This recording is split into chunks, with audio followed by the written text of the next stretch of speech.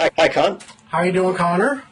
I'm doing well. A little bit sick, so I may not be as sharp today, but maybe I will actually perform better, like Michael Jordan did when he had the flu. I had a little head cold last week at this time. Not fun. No. But you're still out in Southern California, right? Yes, I am. So hopefully the healing sunshine will take its effect. Life is tough. So I thought we'd start off with a little personal news. You, of course, as part of Team Sullivan, are moving over to the Daily Beast, right? Yes, the Daily Dish goes to the Daily Beast on April 5th, I believe. A Tuesday. Yeah, I think that's right. I could be wrong. So somewhere right around then. It could be the 4th. It could be Monday.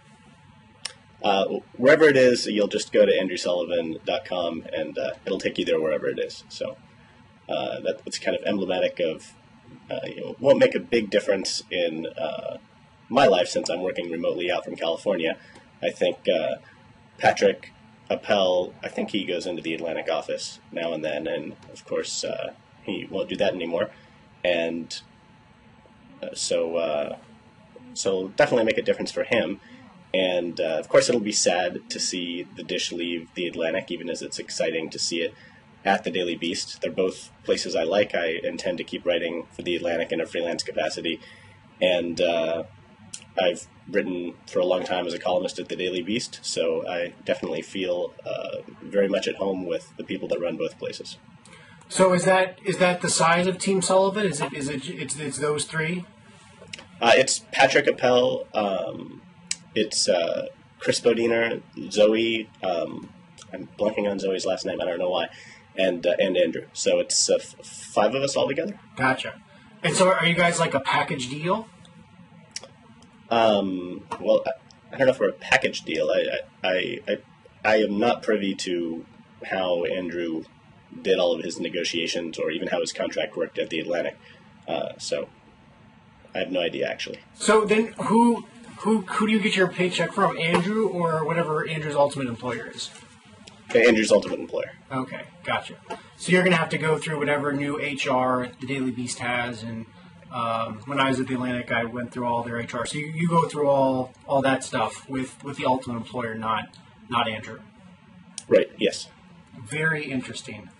Yeah, luckily the HR people at the Atlantic make everything very easy, which is good for me because I'm very disorganized with that kind of stuff. So they do. I will second that. They're a professional first-rate operation. Indeed, they are. And you're making a big move too. You're going to the Washington Examiner. Yeah, I don't know how big it is. It's a couple metro stops. Right. But yeah, I will be ceasing my role here at the Heritage Foundation as the official blogger, and I'm never big on titles, so I don't know what my title will be at the Examiner, but I will be doing some 2012 kind of coverage and aggregating and analysis for them, and a column on Mondays in the print edition. And contributing to the Beltway Confidential blog with Ferdoso and Carney and all those guys. Okay. And what kind of stuff is your column going to be about? Also political election 2012 kind of stuff? Well, in my understanding, it can be, kind of whatever I want. It can be, very policy focused, like most of the stuff I do at Heritage is. With the landing pages and the 2012 stuff, I might just be tired of politics and the 2012 race once I'm done with that for the week. So I might just want to do something on the minimum wage or gas prices or something like that. Right. I would be tempted if I had a column that was truly wide open to just name myself the Lakers beat writer for a publication that would never have one otherwise and just go to all the games and write that up, but it probably wouldn't work. I had no idea you were an NBA fan. Is that your first passion? I would say the Lakers are the team that I grew up with and the biggest team that I still follow. I mean, I like college basketball. I usually watch March Madness every year, although I haven't been paying attention to it this year yet, but the NBA is definitely my favorite among football, baseball, basketball. I played tennis too growing up, so I watched tennis. Fair enough. I think we had very different sports appetites. I never followed the NBA, and I definitely did not play tennis. But yes, takes different strokes. Indeed. Well, so you're going to be covering election 2012, so let's talk about that. What are your thoughts looking at the GOP field? Well, there's been lots of talk recently. George Will has a number of pieces, and if you watch Lawrence O'Donnell any night, he's already says it's plenty or nobody. Will, of course, has narrowed it down to 5, and I wish I could be contrarian and say they're wrong, but I don't. I really do think it's a small field. I don't take any of the I call them the infotainment candidates. All that seriously. Newt Gingrich, Rick Santorum, Palin, Huckabee. I think they're all in the same boat. Well, they're not even all in the same boat, of course, because Fox canceled the contracts of Gingrich and Santorum and kept on Palin and Huckabee. So they're not all in the same boat, but they were. Oh, and you can even throw John Bolton in there too. Fox kept his contract too. But I actually think it was kind of a telling move by Fox, and I think it was. Actually, if I was going to do an analysis and say these are the top 5 of those group, rank them in order of who was really going to run and who wasn't, I would have put Gingrich and Santorum at the top of the list. So I think they actually nailed that one. So you refer to them as the infotainment candidates just because they all play sort of pundit roles on TV? Yeah. Yeah, their existence depends on them having a political public persona that, for Gingrich, it's a much larger empire. Palin also has other, streams of money coming in from speaking engagements and the rest of it, so does Huckabee. But, flirting with the idea of running for president is part of their job, basically. Right. And yeah. so, it's been a fascinating thing to watch the sort of overlap between Fox and politics and the interesting position they find themselves in. I saw a piece last night about how Sarah Palin consulted consulted Roger Ailes when she was deciding whether or not to fire back during the whole Tucson shooting, and she felt like she was being blamed and put out the whole blood libel statement, and I guess Roger Ailes advised her against it, and according to this story, was miffed that she did put out the statement, and so he was acting almost as both political advisor and boss at the same time, and just a lot of sort of weird lines and boundaries falling, and pretty complicated thing to navigate. Yeah, no, I mean, I think, she came to him for advice and she didn't follow it, so, I think a lot of people would look at that as kind of a slap in the face. But besides the fact, I mean, if you're Roger Ailes and you're making these kinds of decisions as to which of these commenters are for real and you need to keep them on, and which of them aren't, you can look at that and say, that wasn't too smart of a move. That signals to me that she's not serious. So, we'll go ahead and keep her on. Right. Well, and it seems to me that there's all kinds of thorny questions here, right? Like Roger Ailes has a huge financial stake in Sarah Palin. Is it big enough that he would kind of think about, maybe I don't want her running for president and leaving. Maybe I want her on the air, or maybe I do want her running for president. But it seems like the kind of thing that if one were running, if someone were running Fox News and wanted to sort of skew the news in various ways to make their desired outcome come out as far as the personnel that they have, they could certainly do that. They would have a huge financial incentive to do that. I'm not alleging that that's happening now. I certainly haven't observed it watching Fox News and thinking, they're doing this for this reason. But it seems like something that I can't think of another news organization who has faced it in quite the same way before. Oh, no, I can't think of one off the top of my head either. I mean, I guess Chris Matthews was flirting with for a while and running for Pennsylvania Senate. Pat's too old to run anymore. But you're right, I can't think of any off the top of my head. But, I don't know if Roger Ailes has that big an investment in Palin. I mean, they do have overlapping financial interests. But, he pays her $1 million a year, right? No, I understand. But, if she stops showing up tomorrow, those checks stop coming in. It's not like he built her up from a no talent anywhere and has a lot invested in her, and then it's not like she's like some prized NBA rookie that if she walks off and takes a free agency the next day, he's out a bunch of stuff.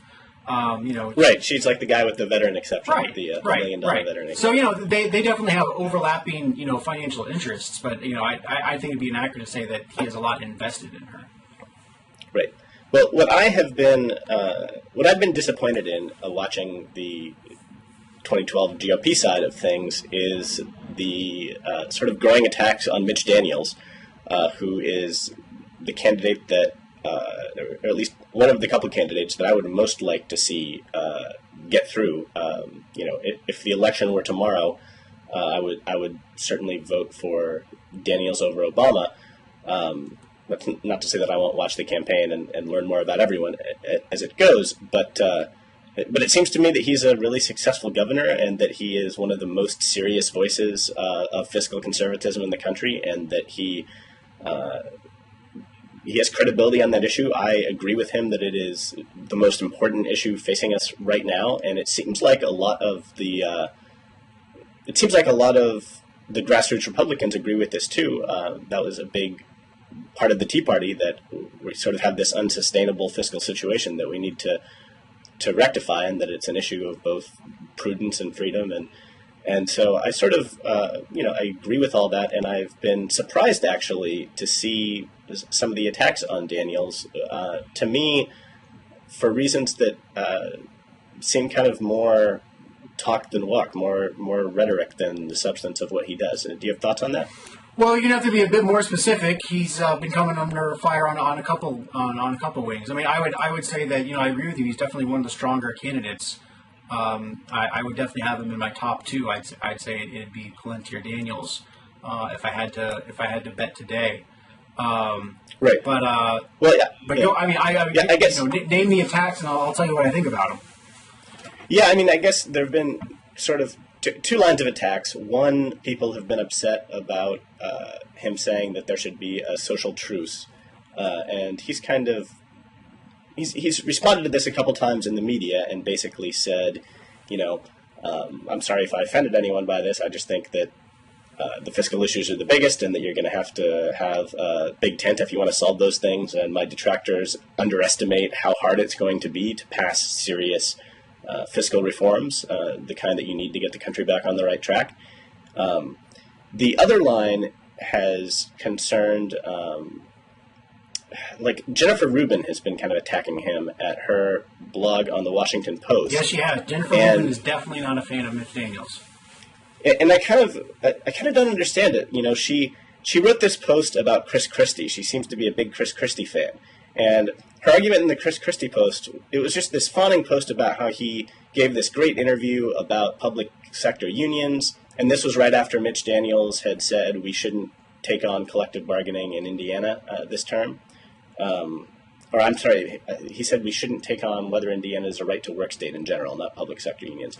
Right, because he had already accomplished what Scott Walker was trying to accomplish on his first day in office back in 2005. Yeah, I was going to say, it's like Jennifer Rubin writes this fawning piece about how Chris Christie gave such a tough speech about this thing with unions, and she couldn't even imagine anyone else saying the kind of things that Chris Christie said. And I thought to myself, well, Daniels actually did this. He did this with no fanfare right when he started at the top of Indiana, and I just don't understand it. It seems like Rubin is just looking for someone to have a lot more bluster than Daniels does, and that's kind of the way I feel about a lot of his critics. I've heard, Mark Levin has also been going after Daniels, and but I just don't understand how you can go after Daniels and say that he's not presidential, as Levin did, and then turn around and talk about, write a whole Facebook post about how Sarah Palin is being unfairly attacked, and if she runs for president, it'll be all fine and dandy. And I just don't get it. I don't get how a person who, for all my disagreements with him, seems to be intelligent and know a lot about politics, and I don't get saying that Mitch Daniels isn't presidential and then defending Christine O'Donnell and Sarah Palin as good candidates. Well, I don't listen to Levin as much as you do, and I didn't hear him call Daniels unpresidential, so I can't speak on that. But as far as the truce, I'm definitely sympathetic to what he's trying to say. I just think he's saying it really badly. You know, at a time when you've got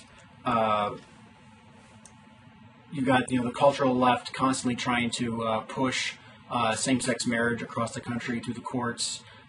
It's just not a good idea to tell conservatives that they need to lay down their arms and call a truce. First of all, in any type of GOP primary, words like truce just aren't exactly going to fire up the bases. But his underlying point that we need to prioritize what the conservative movement stands for and what we really need to be fighting for. I think that does work. I just think he definitely needs to recast. Bottom line, I don't think he's thought it through. He actually came to the Heritage Foundation for a on the record, but invitation only meeting with reporters, and John McCormick for the Weekly Standard was there, as was Jen Rubin. Jen Rubin actually pressed him on foreign policy in that exchange and found his answers wanting. But McCormick asked him about the Mexico City policy. And, he clearly just hadn't thought about it and wasn't ready, and said that, he wouldn't overchange it. And, McCormick reported that. There was a firestorm. And then later in the week, Mitch had to backtrack and say, oh, no, that definitely is. We don't want to be spending money on abortion. That's a fiscal issue. It appears to me he wants to have this brand out there that, it's all about fiscal sanity. It's all about the entitlements, reining in spending, etc.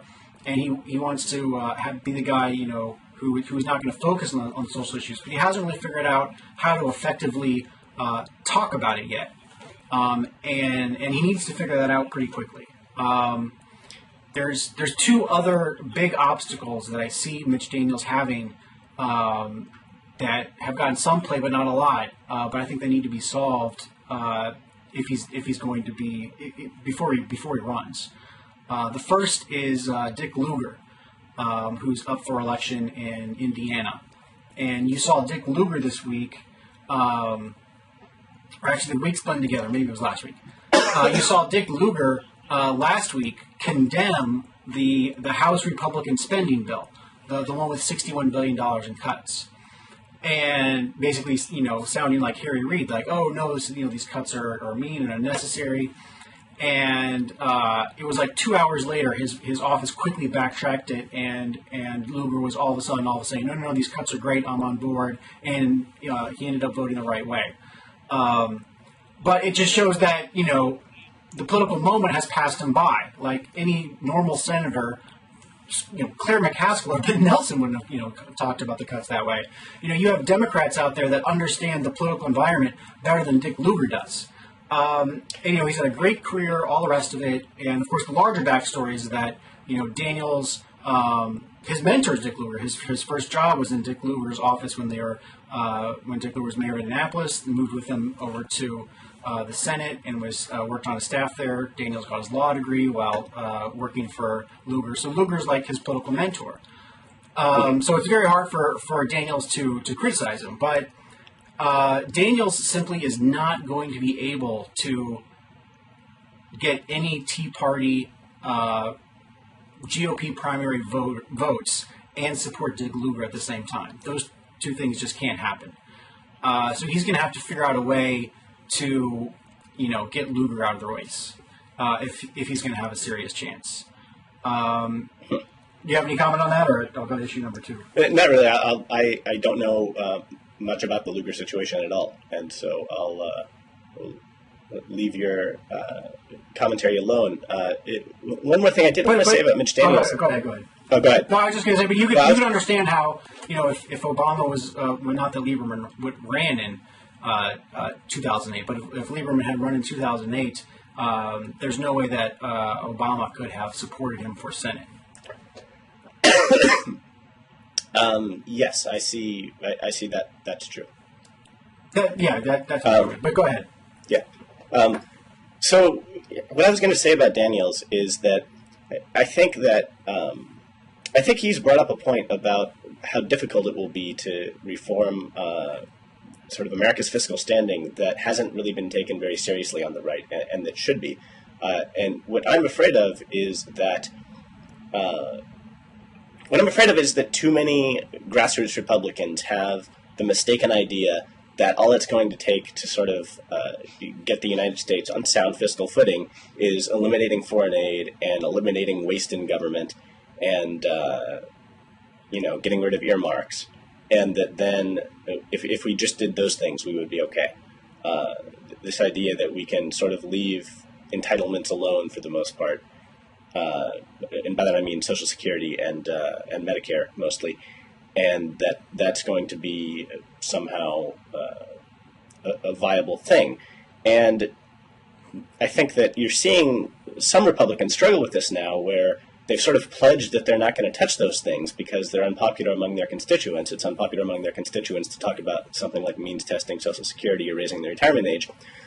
And so they're forced to really have deep cuts into areas of the budget that not very much money goes to. Can you give an example of a prominent Tea Party type politician that was elected in 2010 that like you said is scared to say those things and says that we can only do a cut in discretionary spending?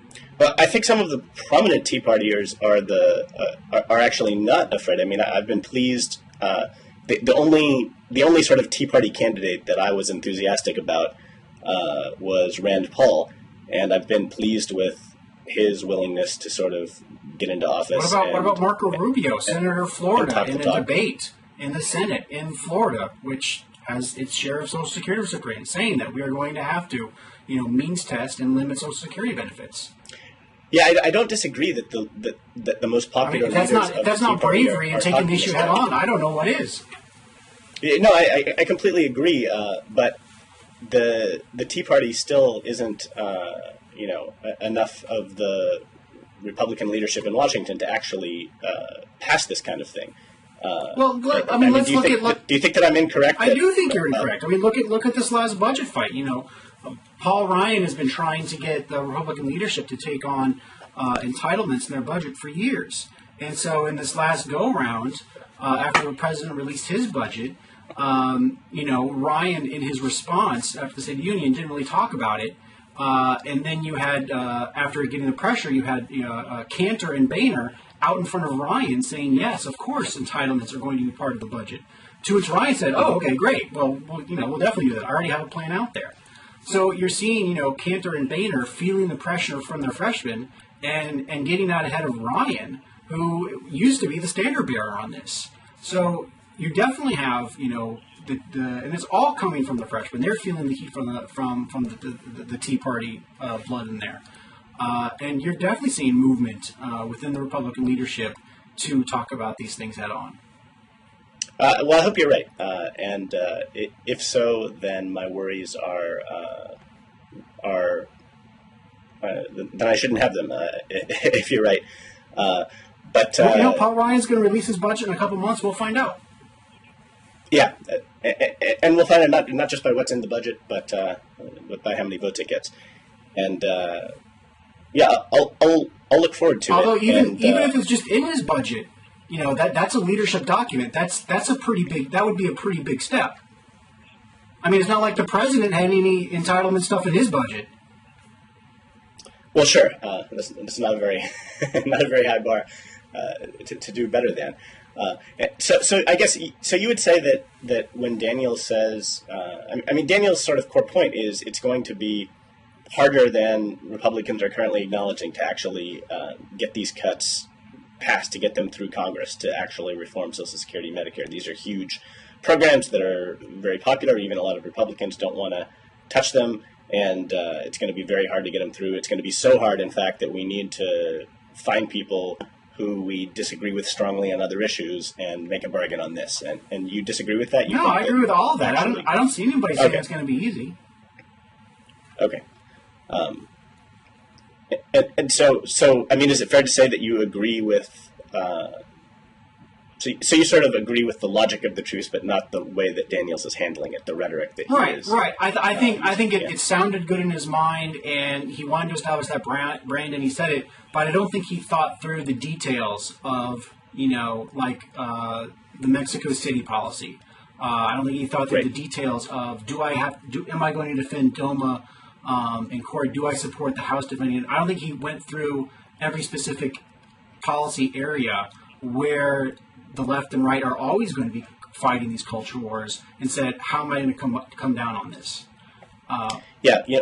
My constant worry is that voters on the right are going to allow themselves to be placated by big culture war fights that the Republican leadership picks in place of other things. They'll say, yes, we need to defund NPR, and maybe even they will defund NPR, and then it'll be a big victory. And it's that's a kind of victory I fear, because I don't want people to be able to go back to their districts and say, I want NPR, and get a bunch of people, I went on NPR and get a bunch of people cheering and saying, oh, well, you're my conservative hero.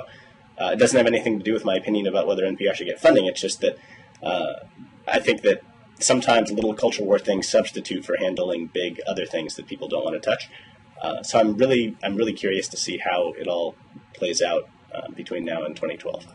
Well, I'll say one more thing, and then we can transition to NPR. But just judging from the my comment section, cutting off funding for NPR would not be nearly enough to satisfy all the rabid Tea Partiers that are rabid and valued readers of the Foundry that we love. Their sights are on something much bigger than NPR. But you wanted to talk about NPR? Yes. So there was this big sting where James O'Keefe, the same guy who did the Acorn undercover videos, he got a meeting set up with a couple of people on the sort of business fundraising side of NPR, and he had a couple of guys pretending that they were involved with some Muslim student group or Muslim advocacy organization. So it was basically the equivalent of CARE, a smaller, lesser known CARE. And in this meeting, the guy Schiller, who was one of the fundraising guys, said some things about Republicans and Tea Partiers that ultimately got him fired.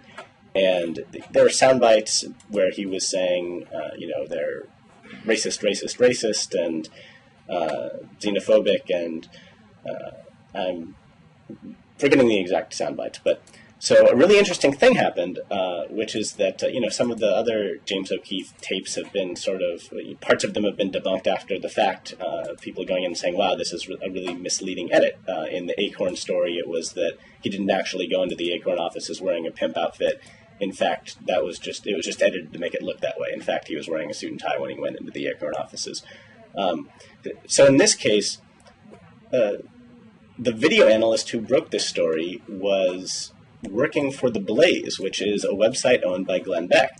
And the guy, his last name is Baker, I'm forgetting his first name at the moment, but he was a founding editor of Breitbart TV, and he was an editor of Breitbart TV for a period of years. And now he's working for Glenn Beck's website, and it was, for me, the most unexpected place in the world to see a sort of in-depth video analysis debunking a James O'Keefe thing.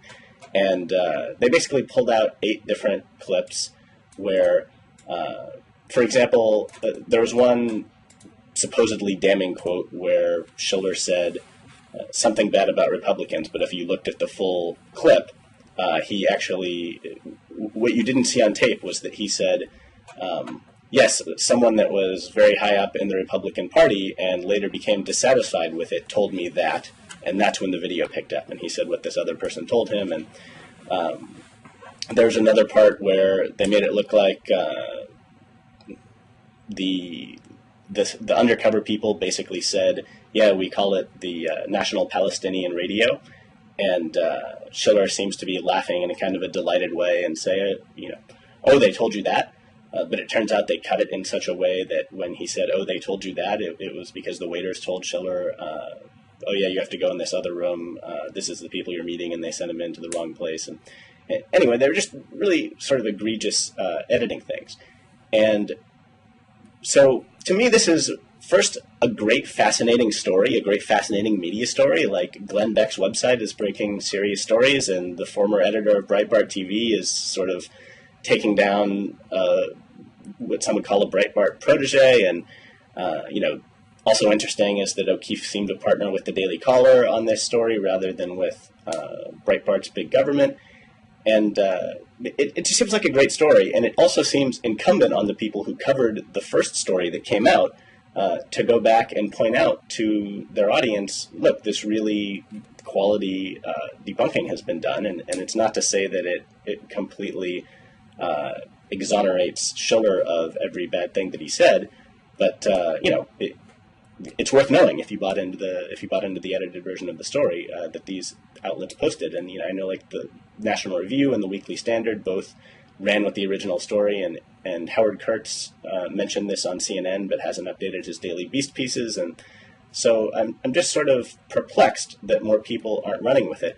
And I guess the last thing I want to say about this before you weigh in with whatever thoughts you have is that to me, Schiller said some stuff that I think Tea Partiers could be rightly offended by, and that I don't think is accurate or true. At the same time, he's on the fundraising side of an organization with a huge wall between the fundraising and the editorial side. And I guess I just can't get that exercised about a sort of ad person saying this kind of thing. I mean, at the newspapers that I've worked at the magazines I've worked at, I don't think it would be accurate or fair to think that what some ad person said in what they thought was a private meeting was somehow reflective of the editorial output that we put out. And Heather McDonald wrote a post about this that I basically agree with, where she said, look, I think it's fine to have various problems with NPR's coverage and to have a problem with it being federally funded. But if you're going to attack the coverage as being biased, attack actual coverage. Don't attack what some guy on the business side said. It's a bad precedent, I think, to just go on witch hunts and try and find someone in an organization to find something offensive so that you can tarnish the organization and get them fired. So that's kind of my whole take on everything NPR related. Sure. Well, let's start with this debunking. I thought it was really, really weak tea. I never watched the video, the full one or the shortened one.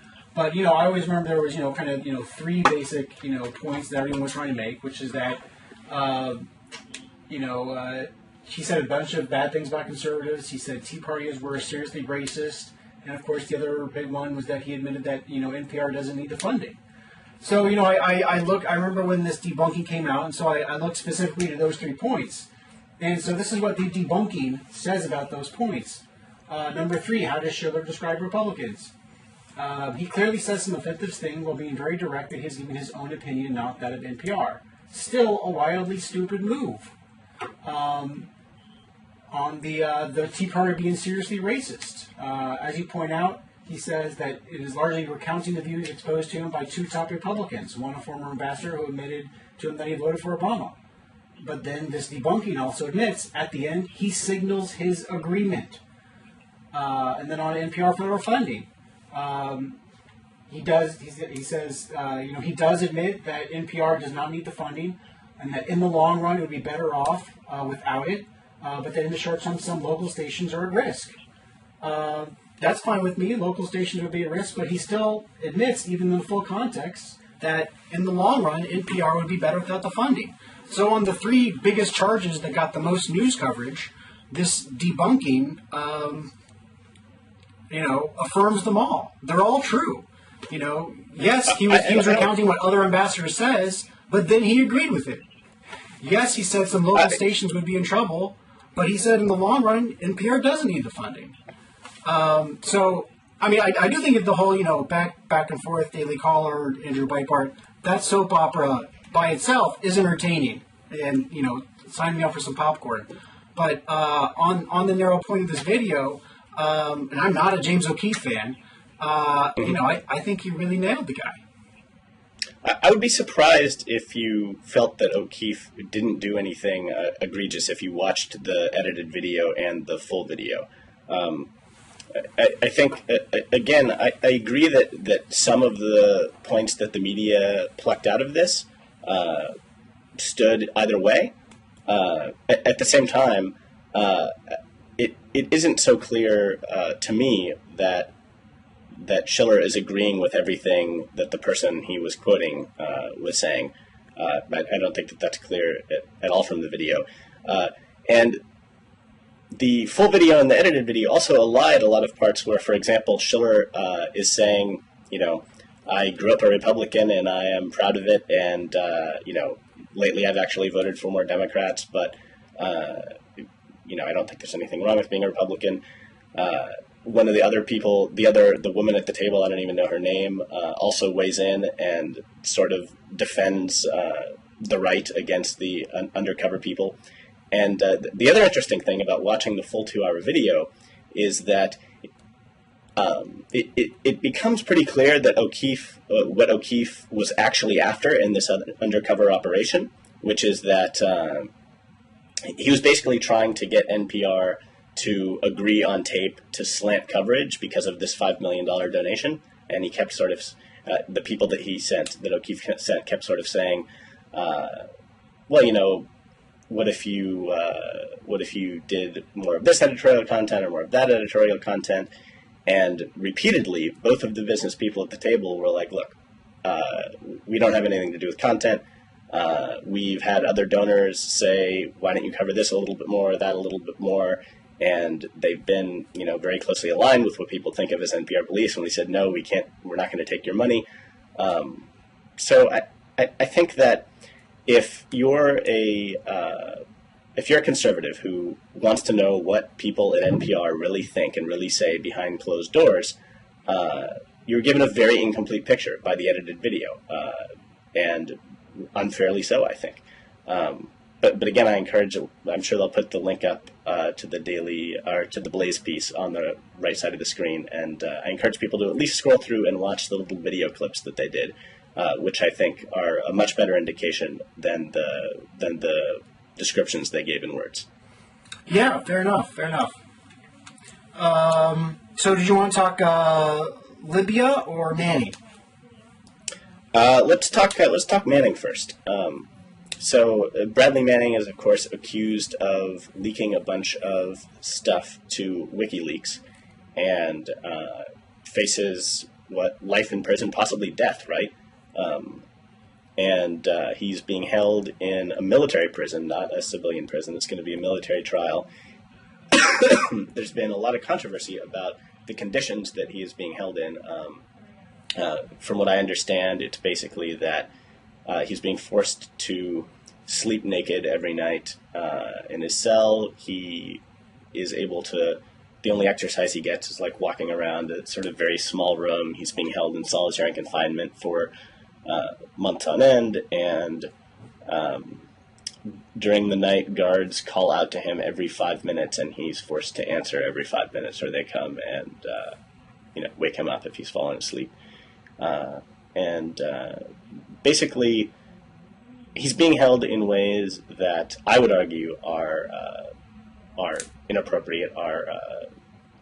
We should treat. What are the sources of news we have for this? We have basically his lawyer is his advocate in the press. There's been a few reports kind of trying to follow up and confirm some of this, and certainly the Department of is it the Pentagon or the Department of Justice? I forget who was on the other side in these stories that I was reading. It's the DoD that has him. It's the DoD. So I have not seen the DoD contest any of the basics of his treatment. As far as I know, that part of it isn't contested. Well, they're not going to rebut everything his lawyer says. His lawyer could say, aliens are invading tomorrow. It's not the DoD's job to rebut everything that comes out of the lawyer's mouth. Well, sure, but you would think that if the lawyer was making crazy things up that put the DoD in a bad light, they would say, no, that's not how we're holding him at all. They've certainly gone to great length to describe the conditions of prisoners at Guantanamo, and I believe they've issued very perfunctory statements that he's being held within DoD regulation and codes, and that nothing improper is being done. Right. So they have issued perfunctory statements along those lines. It's not like they've said nothing. Yes, that's true. So a spokesperson for Hillary Clinton at the State Department, I think his name is Crowley. E.J. Crowley. Yeah, was talking to a small seminar at a college. It was like a 12-person class, and said in private that it was counterproductive and I believe stupid. Yeah, and this got out in the media, and he resigned or was fired or whatever. And the interesting thing about this is it seems like exactly the kind of government whistleblower about inappropriate treatment that President Obama defended during his campaign. I would argue that he also campaigned in a way that suggested he would not be complicit in holding someone in this manner.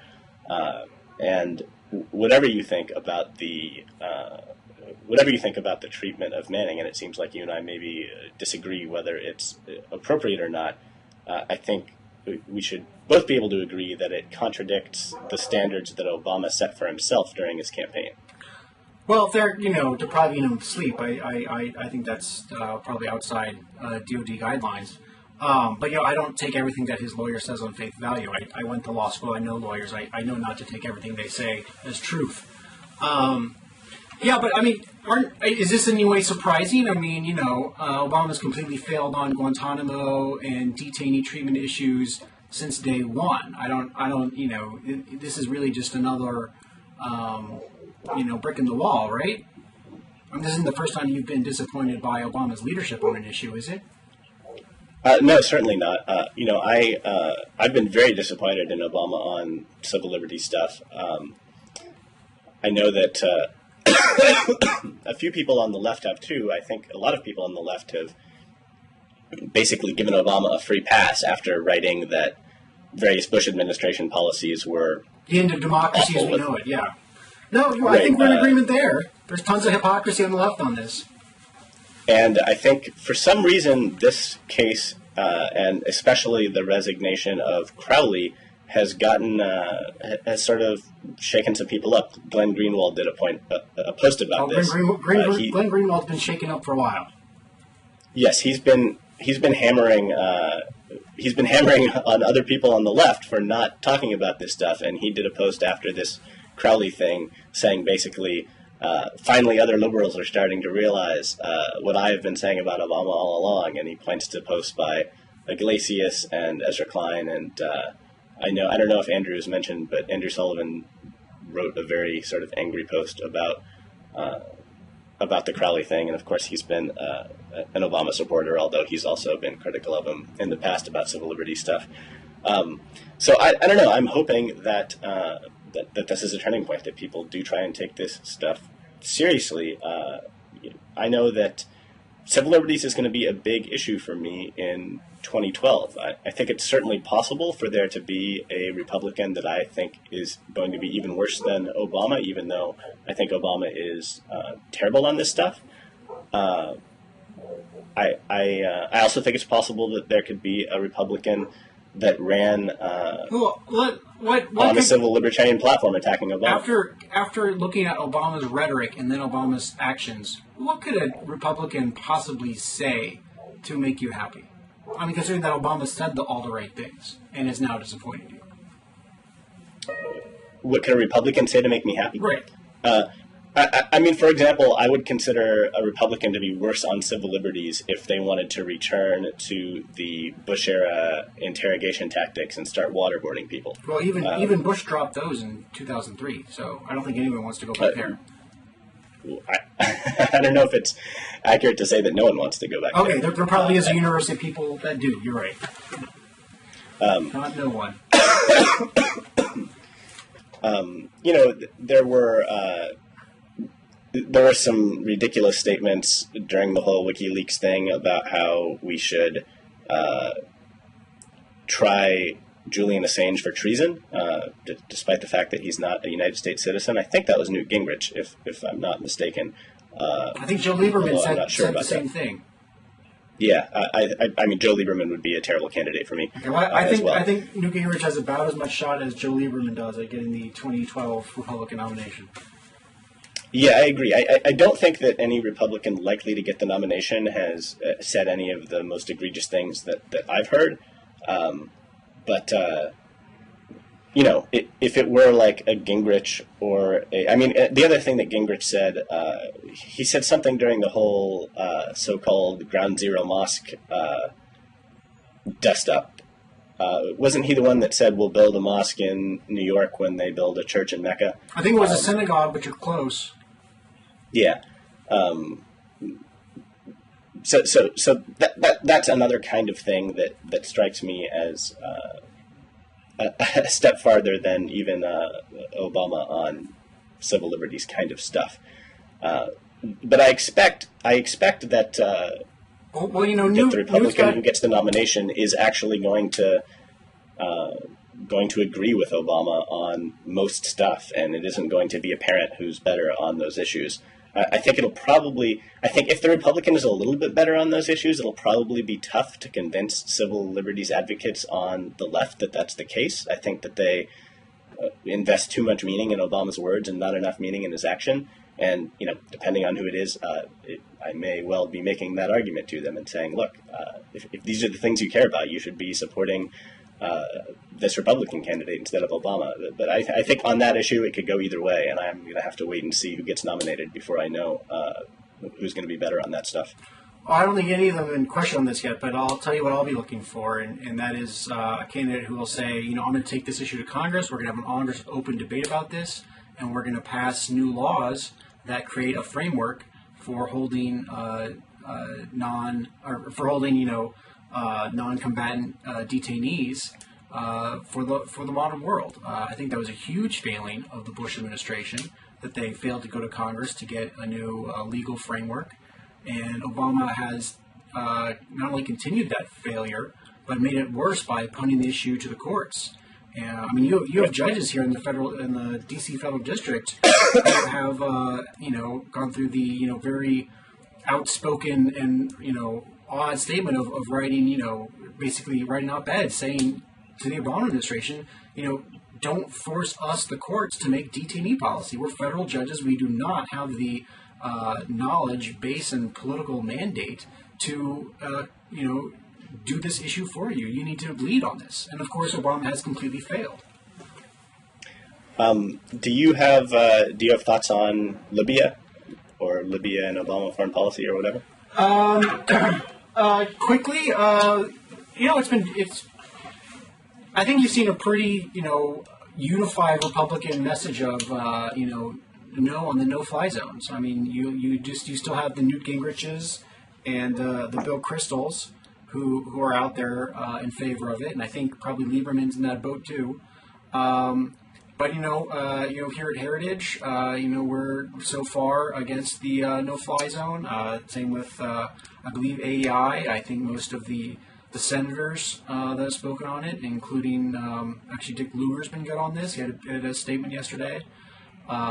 So I think the conservative line right now is we shouldn't get in there until we have a clear policy goal. Yeah, it's been interesting to see how the right is coming down on this. I know that National Review seems for the most part against a no-fly zone as well, although there are dissenting voices. And at the same time, I see that I think Christopher Hitchens is for doing something, right? It seems like some of the backers, the original backers of the Iraq invasion, sort of feel the same way about Libya.